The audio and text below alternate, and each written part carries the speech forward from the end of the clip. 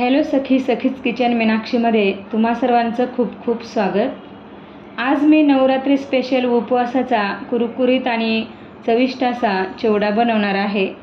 त्याआधी तुम्हा सर्वांना नवरात्रीच्या मंगलमय शुभेच्छा। चला तर मग चिवडा बनवायला सुरुवात करूयात। चिवडा बनवण्यासाठी सुरुवातीला नायलॉन साबुदाणा तळून घ्यायचा आहे। हा साबुदाणा मीडियम गॅसवरच तळायचा आहे, म्हणजे आतपर्यंत व्यवस्थित तळला जातो। जर मोठ्या गॅसवर तळला तर वरतून लाल होईल आणि आतमध्ये कच्चा आणि कडक राहील। साबुदाणा छान फुलला आणि हलका झाला की तो काढून घ्यायचा आहे। असाच आपण सगळा साबुदाणा तळून घेणार आहोत। आता आपण बटाट्याचा वाळवणातला जो किस असतो तो तळून घेणार आहोत।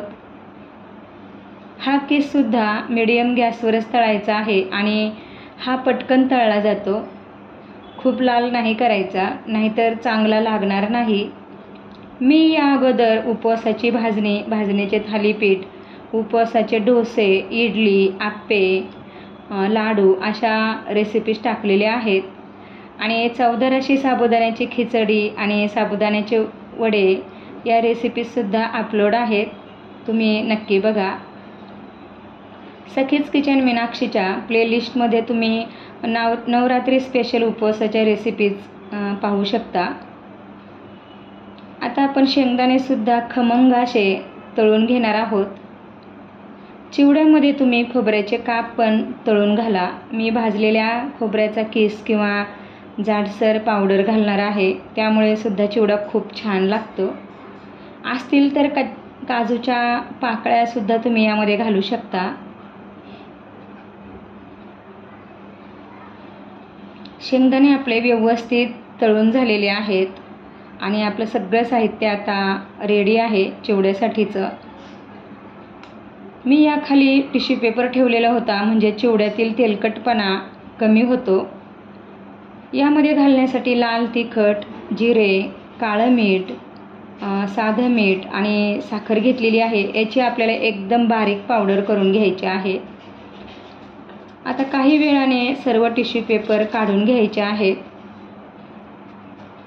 आता यामध्ये मी 2 चमचे भरून खोबऱ्याची जाडसर पावडर घालून घेणार आहे आणि बनवलेला जो मसाला आहे तो घालून घ्यायचा आहे आणि हा मसाला व्यवस्थित मिक्स करून घ्यायचा आहे। खूप कुरकुरीत आणि चविष्ट असा हा उपवासाचा चिवडा आपण घरच्या घरी बनवू शकतो। आता मिक्सरच्या भांड्याला सुद्धा आपला बराचसा मसाला लागलेला आहे, तो सुद्धा यामध्ये मिक्स करून घ्यायचा आहे।